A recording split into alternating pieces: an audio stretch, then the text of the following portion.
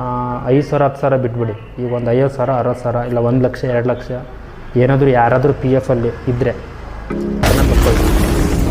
ಅಲ್ಲಿ ಹಿಡಿದ್ರಿಂದ ನಿಮಗೇನು ಲಾಭ ಇಲ್ಲ. ಏನಕ್ಕೆ ಲಾಭ ಇಸ್ಕೋಬೋದು? ಒಡೇ ಬಂದ್ಬಿಟ್ಟು ಇದೇ ಒಂದು 4 ರಿಂದ 5 ತಿಂಗಳ ಹಿಂದೆ 70,000 ಇತ್ತು, 70,000 ಎಕ್ಸಾಂಪಲ್. ಇವಾಗ 80,000 90,000 ಗಂಟೆ ನಿಮಗೆ ಬರೀ 4 ರಿಂದ 5 ತಿಂಗಳ ಡಿಫ್ರೆನ್ಸ್ ಅಲ್ಲ. ಚಾನಲ್ಗೆ ಸ್ವಾಗತ. ನಾನು ಇವತ್ತಿನ ವಿಡಿಯೋದಲ್ಲಿ ನಿಮ್ಗೆ ಏನು ತಿಳಿಸಿಕೊಡ್ತಿದ್ದೀನಿ ಅಂತಂದರೆ ಪಿ ಎಫ್ ಕಾಂಟ್ರಿಬ್ಯೂಷನ್ ಅಂತಂದರೆ ಮೀನ್ಸ್ ಏನಂದು ಅದು ಒಂದು ನೀವು ಮಾಡ್ತಾರಕ್ಕಂಥ ಸ್ಯಾಲ್ರಿ, ನೀವು ಮಾಡ್ತಕ್ಕಂಥ ಕೆಲಸದಲ್ಲಿ ಕಟ್ಟಾಗುವಂಥ ಸ್ಯಾಲ್ರಿಯಲ್ಲಿ ಬರುವಂಥ ಪಿ ಎಫು ಎಷ್ಟು % ಕಟ್ಟಾಗೋದು ಅಂತಂದರೆ, ಇವಾಗ ಫಾರ್ ಎಕ್ಸಾಂಪಲ್ಲು ನೀವು ಯಾವುದೋ ಒಂದು ಕಂಪ್ನಿ ಕೆಲಸಕ್ಕೆ ಹೋಗಿದ್ರೆ ಒಂದು 20,000 ಸ್ಯಾಲ್ರಿ ಬರ್ತದೆ ಅಂತ ತಿಳ್ಕೊಳ್ರಿ. ಆ 20,000ದಲ್ಲಿ 12% ನಿಮ್ಮ ಸ್ಯಾಲ್ರಿಲಿ ಡಿಡಕ್ಷನ್ ಆಗುತ್ತೆ. 20,000ದಲ್ಲಿ 12,000 ಡಿಡಕ್ಷನ್ ಅಂದರೆ ಈಗ 10,000 ರೂಪಾಯಿ ಸ್ಯಾಲ್ರಿ ಬರ್ತಿತ್ತಂದರೆ 12% ಕಟ್ಟಾಗುತ್ತೆ, ಅಂದರೆ 1,200 ರೂಪಾಯಿ ಕಟ್ಟಾಗುತ್ತೆ. ಇನ್ನು ರಿಮೈನಿಂಗ್ 3.33% ಏನೋ 77% ಏನೋ ಬಂದ್ಬಿಟ್ಟು ಕಂಪ್ನಿ ಕಡೆಯಿಂದ ಪೇ ಮಾಡ್ತಾರೆ. ಇನ್ನು ಮತ್ತು ಬಂದ್ಬಿಟ್ಟು 8.77% ಬಂದ್ಬಿಟ್ಟು ಪೆನ್ಷನ್ ಕಾಂಟ್ರಿಬ್ಯೂಷನ್, ಅಂದರೆ ಅದು ಗೌರ್ಮೆಂಟ್ ಕಡೆಯಿಂದ ಕೊಡ್ತಾರೆ. ಸೊ ಅದೆಲ್ಲ ಸೇರಿ ಇದು ಮತ್ತು ಕಂಪ್ನಿ ಸೇರಿದ್ರೆ 12% ಆಗುತ್ತೆ. ನಿಮ್ಮದು ಸ್ಯಾಲ್ರಿಲಿ ಬಂದ್ಬಿಟ್ಟು 12% ಕಟ್ಟಾಗುತ್ತೆ. ಸೊ ಇವೆರಡೂ ಆ್ಯಡ್ ಮಾಡಿದ್ರೆ ನಿಮ್ಮದು ಡಬಲ್ ಆಗುತ್ತೆ ಅಷ್ಟೇ. ಅಂದರೆ ಡಬಲ್ ಮಾಡೋಕ್ಕೆ ಡಬಲ್ ಅಂದ್ಬಿಟ್ಟು ಯಾರು ಕೊಡೋಲ್ಲ. ಕಂಪ್ನಿ ಒಂದು ಸ್ವಲ್ಪ ಕೊಡುತ್ತೆ, ಮತ್ತು ಗೌರ್ಮೆಂಟ್ ಪೆನ್ಷನ್ ಕಾಂಟ್ರಿಬ್ಯೂಷನ್ ಅವ್ರೊಂದು ಕೊಡ್ತಾರೆ. ಟೋಟ್ಲು ಎರಡೂ ಸೇರಿದ್ರೆ 12% ಆಗುತ್ತೆ. ಹಾಗಾಗಿ ಪಿ ಎಫ್ ಅದಕ್ಕೆ ಬೇಕಾಗುವಂಥ ದಾಖಲೆಗಳೇನೆಂದರೆ, ನೀವು ಯಾವುದೊಂದು ಕಂಪ್ನಿ ಕೆಲಸಕ್ಕೆ ಹೋದಾಗೆ ಅಲ್ಲಿ ನಿಮ್ಮದು P F U N number generate ಮಾಡಿರ್ತಾರೆ. ಅದು ಜನ್ರೇಟ್ ಆಗಿರೋದ್ರಿಂದ ಸ್ಯಾಲ್ರಿ ಸ್ಲಿಪ್ಪಲ್ಲಿ ಮೆನ್ಷನ್ ಆಗಿರುತ್ತೆ ನಿಮ್ಮದು U N A number. So ಆ U N A number, Aadhaar card link ಆಗಿರೋ ಫೋನ್ ನಂಬರು ತೊಗೊಂಬಂದು ಆ್ಯಕ್ಟಿವೇಷನ್ಸ್ ಮಾಡಿಸ್ಬೇಕು. ನೀವು ಒಂದು ಕೆಲಸಕ್ಕೆ ಜಾಯ್ನ್ ಆಗಿ ಒಂದು 2-3 ತಿಂಗಳಿಗೆ ಅದು ನಿಮ್ಮದು ಯು ಎನ್ ಎ ನಂಬರ್ ಬರುತ್ತೆ. ಆಲ್ಮೋಸ್ಟ್ ಒಬ್ಬರು 1 ತಿಂಗಳಲ್ಲೂ ಕೊಡ್ತಾರೆ, ಅವತ್ತು ಕೊಡ್ತಾರೆ. ತಂದಮೇಲೆ ಅಲ್ಲಿ ನಿಮ್ಮದು ಪಿ ಎಫ್ ಬಂದುಬಿಟ್ಟು ನಿಮ್ಮದು HR ಅವರು ಯಾರೂ ಮಾಡಲ್ಲ. ಅವರು ಅದು ಪಿ ಎಫ್ ಬಂದುಬಿಟ್ಟು ಸೈಬರಲ್ಲೇ ಮಾಡಿಸ್ಕೊಳ್ಳಿ ಅಂತ ಹೇಳ್ತಾರೆ. ಸೊ ಹಂಗಾಗಿ ಹೇಳ್ತಾ ಇರೋದು. ಅದಕ್ಕೆ ಬೇಕಾಗಿರೋ ದಾಖಲೆ ಅಂದರೆ ಆಧಾರ್ ಕಾರ್ಡು, ಮೇನಾಗಿ ಆಧಾರ್ ಕಾರ್ಡ್ ಲಿಂಕ್ ಆಗಿರೋ ಫೋನ್ ನಂಬರು ಮತ್ತು ಯು ಎನ್ ಎ ನಂಬರು ಇಷ್ಟು ತೊಗೊಂಬಂದು ಫಸ್ಟು ಆ್ಯಕ್ಟಿವೇಷನ್ಸ್ ಆಗಬೇಕು. ಆ್ಯಕ್ಟಿವೇಷನ್ ಆದಮೇಲೆ ತದನಂತರ KYC ಮಾಡಿಸ್ಬೇಕು ಅಂತಂದರೆ ನಿಮ್ಮದು ಪಾನ್ ಕಾರ್ಡು ಮತ್ತು ಬ್ಯಾಂಕ್ ಪಾಸ್ಬುಕ್ ಅವೆರಡನ್ನ ಕೊಟ್ಟು KYC ಮಾಡಿಸ್ಬೇಕು. ನಿಮಗೆ ಬರ್ತಾ ಇರೋಂಥ ಸ್ಯಾಲ್ರಿನ ಯಾವ್ದು ಅಕೌಂಟ್ ಇರುತ್ತೋ ಅದೇ ಅಕೌಂಟ್ ಆದರೂ ಕೊಡ್ಬೋದು, ಇಲ್ಲಾಂದರೆ ಬೇರೆ ಪರ್ಸನಲ್ ಅಕೌಂಟ್ ಯಾವುದನ್ನಾದ್ರೂ ಕೊಟ್ಟು ನೀವು ಬೇಕಾದರೆ ಪಿ ಎಫ್ಗೆ KYC ಮಾಡಿಸ್ಕೊಳ್ಬೋದು. ಓಕೆನಾ? ಅದನ್ನಾದಮೇಲೆ ಆ್ಯಕ್ಟಿವೇಷನ್ ಆದಮೇಲೆ 24 hours 6 hours ಆದಮೇಲೆ ಆಫ್ಟರ್ ದಟ್ ನಿಮ್ಮದು ಅಮೌಂಟ್ ಎಷ್ಟಿದೆ ಪಿ ಎಫ್ ಅಲ್ಲಿ ಅನ್ನೋದು ಚೆಕ್ ಮಾಡ್ಕೋಬೋದು ಪಾಸ್ಬುಕ್ಕಲ್ಲಿ. ಒಂದೊಂದು ಸತಿ 24 hours ಆದ್ರೂ ನಿಮ್ಮದು ಹಾಕಿರೋ ಪಾಸ್ವರ್ಡ್ನ ಅಪ್ಡೇಟ್ ಆಗಿರೋಲ್ಲ. ಹಾಗಾಗಿ ಒಂದು ಸರ್ತಿ 24 hours ಆದಮೇಲೆ ನೋಡ್ಕೋಬೋದು ನಿಮ್ಮದು ಪಿ ಎಫ್ ಅಮೌಂಟ್ ಎಷ್ಟಿದೆ. ಅಪ್ಲಿಕೇಶನ್ ಅದು ಅಡ್ವಾನ್ಸ್ ಹಾಕ್ಬೇಕು ಅಂತಂದರೆ ಫಾರಮ್ 31 ಹಾಕಿದರೆ ಅದು ಅಡ್ವಾನ್ಸ್ ಅಂತಾರೆ. 19 ಬಂದುಬಿಟ್ಟು ಪಿ ಎಫು, 10C ಬಂದುಬಿಟ್ಟು ಪೆನ್ಷನ್ ಅಮೌಂಟು.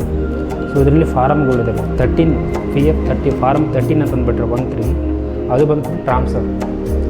ಫಾರಮ್ 31 ಬಂದರೆ ಪಿ ಎಫ್ ಅಡ್ವಾನ್ಸ್.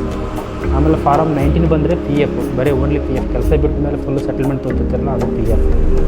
10C ಬಂದುಬಿಟ್ಟು ಪೆನ್ಷನ್ ಕಾಂಟ್ರಿಬ್ಯೂಷನ್, ಕಂಪ್ನಿ ಕಡೆಯಿಂದ ಏನು ಇದು ಕಂಪ್ನಿ ಆದಮೇಲೆ ಇದಕ್ಕೆ ಹೋಗುತ್ತೆ, ಇದು ಗೌರ್ಮೆಂಟು ಪೆನ್ಷನ್ ಕಾಂಟ್ರಿಬ್ಯೂಷನ್ಸ್ ಏನು ಕೊಡ್ತಾರೋ ಅದು ಬಂದ್ಬಿಟ್ಟು 10C ಫಾರಮ್ ಅಂತಾರೆ. ಈಗ ನೀವೇನಾದರೂ ಅಮೌಂಟು ಅಡ್ವಾನ್ಸ್ ತೆಗಿಬೇಕಂತಂದ್ರು ಫುಲ್ ತೆಗಿಬೇಕಂದ್ರೂ ನೀವು ಬೇಕಾಗುತ್ತೆ ಏನಂದರೆ, ನೀವು ಯಾವ ಬ್ಯಾಂಕ್ ಅಕೌಂಟು KYC ಮಾಡಿಸಿರ್ತೀರೋ ಆ ಬ್ಯಾಂಕ್ ಅಕೌಂಟ್ನ ಕೊಟ್ಟು ನೀವು ಅಮೌಂಟ್ನ ಕ್ಲೈಮ್ ಮಾಡ್ಕೋಬೋದು. ಈಗ ಎಕ್ಸಾಂಪಲ್ಲು ಕೆನರಾ ಬ್ಯಾಂಕ್ ಕೊಟ್ಟು KYC ಮಾಡಿಸಿರ್ತಾರೆ, ಒಂದು ಸತಿ ಅಮೌಂಟ್ ತೊಗೊಂಡಿರ್ತಾರೆ. ಆ ಬ್ಯಾಂಕ್ ಬ್ಯಾಡ್ ಅಂದರೂ ನೀವು ನೆಕ್ಸ್ಟ್ ಒಂದು ಬೇರೆ ಬ್ಯಾಂಕನ್ನು ಬೇಕಾದ್ರೆ ಆ್ಯಡ್ ಮಾಡ್ಕೋಬೋದು. ಅದು ಬೇರೆ ಬ್ಯಾಂಕ್ ಆ್ಯಡ್ ಆಗೋಕ್ಕೆ 1 ವೀಕಲ್ಲಿ ಆಲ್ಮೋಸ್ಟ್ 2-3 ಡೇಸು ಬ್ಯಾಂಕ್ ವೆರಿಫಿಕೇಷನಲ್ಲಿ ಹೋಗುತ್ತೆ. ಅದು 2-3 ಡೇಸ್ ಆದಮೇಲೆ ಕಂಪ್ನಿಯವರು ಒಂದು 2-3 ದಿವಸ ಟೈಮ್ ತೊಗೊಂಡ್ಬಿಟ್ಟು ಅವರು ಅಪ್ರೂವಲ್ ಮಾಡ್ತಾರೆ. ಅವ್ರು ಅಪ್ರೂವಲ್ ಮಾಡಿದ್ಮೇಲೆ ಬೇಕಾದ್ರೆ ನೆಕ್ಸ್ಟ್ ಬಂದುಬಿಟ್ಟು ನೀವು ಅಪ್ಲಿಕೇಶನ್ ಹಾಕೋಬೋದು. ಇನ್ನೊಂದು ಇದರಲ್ಲಿ ಮೇಯ್ನಾಗಿ ತಿಳ್ಕೊಳ್ಳೋದು ಇನ್ಫಾರ್ಮೇಷನ್ ಏನು ಅಂತಂತಂದರೆ, 5,000 10,000 ಬಿಟ್ಬಿಡಿ. ಈಗ ಒಂದು 50,000 60,000 ಇಲ್ಲ 1 ಲಕ್ಷ 2 ಲಕ್ಷ ಏನಾದರೂ ಯಾರಾದರೂ ಪಿ ಎಫ್ ಅಲ್ಲಿ ಇದ್ದರೆ ಅದನ್ನು ತಗೊಳ್ಳಿ.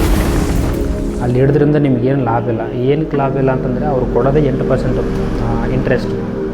ಈಗ 1 ಲಕ್ಷ ಇತ್ತು ಅಂತಂದರೆ 1 ವರ್ಷಕ್ಕೆ 8,000 ರೂಪಾಯಿ ಅಮೌಂಟ್ ಕೊಡ್ತಾರೆ ಅಷ್ಟೇ ಇಂಟ್ರೆಸ್ಟು. ಸೊ ನೀವು ಅದನ್ನೇ ತೊಗೊಂಡು ನೀವು ಬೇರೆ ಕಡೆ ಎಫ್ ಡಿ ಆದರೂ ಮಾಡ್ಕೋಬೋದಿಲ್ಲ, ಔಟ್ಸೈಡ್ ಆದರೂ 2% ಹಂಗಾದರೂ ತೊಗೊತಾರೆ. ಇವಾಗ 2% ಹಂಗೆ 1 ಲಕ್ಷ ನೀವು ಹೊರಗಡೆ ಕೊಟ್ಟರೆ ನೀವು 24,000 ಒಂದು ವರ್ಷಕ್ಕೆ ಬಡ್ಡಿ ಬರುತ್ತೆ. ಇಲ್ಲಿ ಎಷ್ಟು ಬರುತ್ತೆ? 8,000 ಬರುತ್ತೆ. ಸೊ ಅಲ್ಲಿ ಹಿಡಿದ್ರಿಂದ ನಿಮಗೇನು ಅಷ್ಟೊಂದು ಲಾಭ ಬರೋಲ್ಲ. ಅದು ತಗೋದು ಎಫ್ ಡಿ ಆದರೂ ಮಾಡ್ಬೋದು. ಇನ್ನೊಂದಿಲ್ಲ ಅಂದರೆ ನೀವು ಒಡವೆ ಬೇಕಾದ್ರೂ ಮಾಡಿಸ್ಕೋಬೋದು.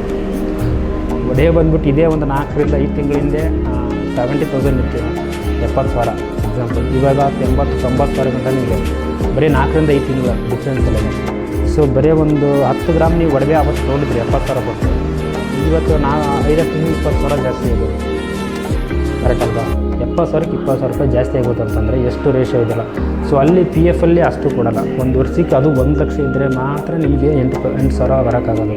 ಅದಕ್ಕಿಂತ ಕಡಿಮೆ ಇತ್ತಂದರೆ ಅಷ್ಟೂ ಸಿಗೋಲ್ಲ ನಿಮಗೆ. ಅದು ಒಂದು ವರ್ಷ. ಇವಾಗ ಎಕ್ಸಾಂಪಲ್ ಇವತ್ತು 1 ಲಕ್ಷ ಆಯ್ತು ನನಗೆ. ಈ 1 ಲಕ್ಷಕ್ಕೆ ನಿಮಗೆ ಇಂಟ್ರೆಸ್ಟ್ 8,000 ರೂಪಾಯಿ ನಿಮಗೆ ಬರಬೇಕು ಅಂತಂದರೆ ನೆಕ್ಸ್ಟ್ ಇಯರಲ್ಲೇ ನಿಮಗೆ ಕ್ಲೈಮ್ ಆಗೋದು 8,000 ಇಂಟ್ರೆಸ್ಟ್ ಅಮೌಂಟ್. ಸೊ ಅಲ್ಲೇ ಅದರಲ್ಲಿ ಇರೋಕ್ಕಂಥ ಅಮೌಂಟು ಇಷ್ಟು ವೇಸ್ಟ್ ಅನ್ನೋದು ನನ್ನ ಅಭಿಪ್ರಾಯ. ಎಲ್ಲರಿಗೂ ಆಲ್ಮೋಸ್ಟ್ ನಮ್ಗೆ ಬಂದಿರೋ ಕಸ್ಟಮರ್ಗೆ ಅದನ್ನೇ ಗೈಡೆನ್ಸ್ ಕೊಡೋದು. ಯಾವುದೇ ಒಂದು ಪಿ ಎಫ್ ಕ್ಲೈಮ್ ಹಾಕಂದ್ರೆ ಒಬ್ಬರು ಅಮೌಂಟ್ ಚೆಕ್ ಮಾಡ್ತಿರ್ತೀವಲ್ಲ, ಪಿ ಎಫ್ ಎಷ್ಟಿದೆ ಅಂತ, ಏನು ತೆಗೆದಪ್ಪ ಹಂಗಿಂಗೆ ಅಂತಾರೆ. ಸೊ ಏನಂತ ಸುಮ್ಮನೆ ತೆಗೆದ್ಬಿಟ್ಟು ಎಲ್ಲಾಂದ್ರೆ ಬಡ್ಡಿ ಹೆಂಗೆ ಕೊಡೋಂಗಿಲ್ಲ. ಅಂದರೆ ಏನಾದರೂ ಬ್ಯಾಂಕಲ್ಲಾದರೆ ಎಫ್ ಡಿ ಮಾಡಿ, ಬ್ಯಾಂಕಲ್ಲಿ ಇಟ್ರೂ ಆರಾಮಾಗಿ ಅಲ್ಲಿ ಸೇಫ್. ಇಲ್ಲಿ ಪಿ ಎಫ್ ಅಲ್ಲಿ ಇಟ್ಟರೆ ಅಲ್ಲೂ ಸೇಫ್ಟಿ ಇದೆ. ಅಮೌಂಟ್ ಮಾತ್ರ ಸೇಫ್ಟಿ ಆಗಿರುತ್ತೆ, ಇಲ್ಲಿ ಏನೂ ಪ್ರಾಬ್ಲಮ್ ಆಗೋಲ್ಲ. ಬಟ್ ಅಮೌಂಟನ್ನು ನಿಮಗೆ ಇಂಟ್ರೆಸ್ಟ್ ಬರಬೇಕು ಅಂತಂದರೆ ಅದ್ರಲ್ಲಿ ಜಾಸ್ತಿ ಬರೋಲ್ಲ. ದುಡ್ಡು ಇರೋರಾದರೆ ಬಿಡಲಿ, ತೊಂದರೆ ಇಲ್ಲ. ಈಗೆಲ್ಲ ಆಲ್ಮೋಸ್ಟ್ ಪಿ ಎಫ್ ಅವ್ರು ಹೋಗೋರು ಎಲ್ಲ ಬಡವರೇನೆ, ಎಲ್ಲ ಮಿಡಲ್ ಕ್ಲಾಸ್ ಅವರು, ಗಾರ್ಮೆಂಟ್ಸ್ ಹೋಗೋರು ಜಾಸ್ತಿ. ಗಾರ್ಮೆಂಟ್ಸಲ್ಲಿ ಎಷ್ಟು ಒಂದು 15,000 14,000 ಸ್ಯಾಲ್ರಿ ಕೊಡ್ತಾರೆ. ಅಲ್ಲಿ ಕಟ್ಟಾಗೋದು 1,500 600 ಹಿಂಗೆ ಪಿ ಎಫ್ ಕಟ್ಟಾಗ್ತಿರ್ತಾರೆ. ಅವ್ರಿಗೆಲ್ಲ ಕಡಿಮೆ ಅಲ್ಲ. ಸೊ ಅದು ಅವ್ರ ಹತ್ರ ಜಾಸ್ತಿ ಅಮೌಂಟ್ 1 ಲಕ್ಷ 2 ಲಕ್ಷ ಗಟ್ಟಲೆ ಇದ್ದರೆ ತೆಗೆದುಬಿಟ್ಟು ಈ ಥರ ಮಾಡೋದು ಒಳ್ಳೆಯದು ಅನ್ನೋದು ನನ್ನ ಭಾವನೆ ಅಷ್ಟೇ. ಯಾರ್ಯಾರೆಲ್ಲ ಏನೋ ಪಿ ಎಫ್ ಯಾರು ಇದ್ದರೂ ಆಲ್ಮೋಸ್ಟು ಇಲ್ಲಿ ಗಂಟನೂ ನಾನು ಒಂದು 23ರಿಂದ 24 ಕೋಟಿ ಅಮೌಂಟ್ನ ವಿತ್ಡ್ರಾ ಮಾಡಿಕೊಟ್ಟಿದ್ದೀನಿ ಕಸ್ಟಮರ್ಗೆ. ಸೊ ಹೆಂಗಂತ ನಂಬೋದು, ನಾನು ಬಂದು ಈ ಫೀಲ್ಡಲ್ಲಿ 4 ವರ್ಷದಿಂದ ವರ್ಕ್ ಮಾಡ್ತಿದ್ದೀನಿ. ಪರ್ ಡೇ ನನ್ನ ಅಂಗಡಿಗೆ ಏನಿಲ್ಲ ಅಂದ್ರೂ ಒಂದು 10 ಮೆಂಬರ್ಸ್ ಆದರೂ ಪಿ ಎಫ್ ಅಂತಲೇ ಬರ್ತಾರೆ. ಸೊ ಸುಮ್ಮನೆ ಕ್ಯಾಲ್ಕುಲೇಟ್ ಮಾಡಿ, 10 members into 20,000 per day into 4 ವರ್ಷಕ್ಕಂದರೆ 1,460 ಜನ, 60 ದಿನ ಚಿಲ್ಲರೆ ಆಗುತ್ತೆ ಅನಿಸುತ್ತೆ. 1,460 ದಿನ ಪರ್ ಡೇ. ಒಂದು 10 ಮೆಂಬರ್ಸ್ ಅಂತ ಇಂಟು ಹಾಕಿದ್ರೆ ಎಷ್ಟು ಜನ ಆಗುತ್ತೆ ನೋಡಿರಿ. ಒಬ್ಬೊಬ್ರಿಗೆ 20,000 ಅಂತಲೇ ಕ್ಲೈಮ್ ಮಾಡ್ತಾರೆ ಅಂತಂದರೆ ಎಷ್ಟೋ ದುಡ್ಡು ಆಗುತ್ತೆ. ಹತ್ತಿರ 22 ಕೋಟಿ ಅಮೌಂಟನ್ನು ನಾನು ವಿತ್ಡ್ರಾ ಮಾಡಿಕೊಟ್ಟಿದ್ದೀನಿ ಕಸ್ಟಮರಿಗೆ ಇಲ್ಲಿ ಗಂಟ. 22 ಕೋಟಿ ಅಂದರೆ ಒಬ್ರಿಗೆ 10,000, ಒಬ್ರಿಗೆ 15,000, ಇನ್ನೊಬ್ರಿಗೆ 1 ಲಕ್ಷ, ಇನ್ನೊಬ್ರಿಗೆ 5 ಲಕ್ಷ, 5 ಲಕ್ಷ 7 ಲಕ್ಷ ಗಂಟನೂ ಒಬ್ಬೊಬ್ರು ಪಿ ಎಫ್ ಕ್ಲೈಮ್ ಮಾಡ್ಕೊಂಡಿದ್ದಾರೆ ಅಂದರೆ ಒಬ್ಬರೇ ಕಸ್ಟಮರ್. ಒಬ್ರು 2 ಲಕ್ಷ ಇರುತ್ತೆ, ಒಬ್ರು 3 ಲಕ್ಷ, ಒಬ್ರು 80,000, ಒಬ್ಬರು 1 ಲಕ್ಷ. ಸೊ ಹಿಂಗೆ ಕ್ಯಾಲ್ಕುಲೇಟ್ ಮಾಡ್ತಾ ಹೋದರೆ ಅಷ್ಟು ಜನಕ್ಕೆ ಅಷ್ಟಾಗೇ ಆಗುತ್ತೆ. ಓಕೆ.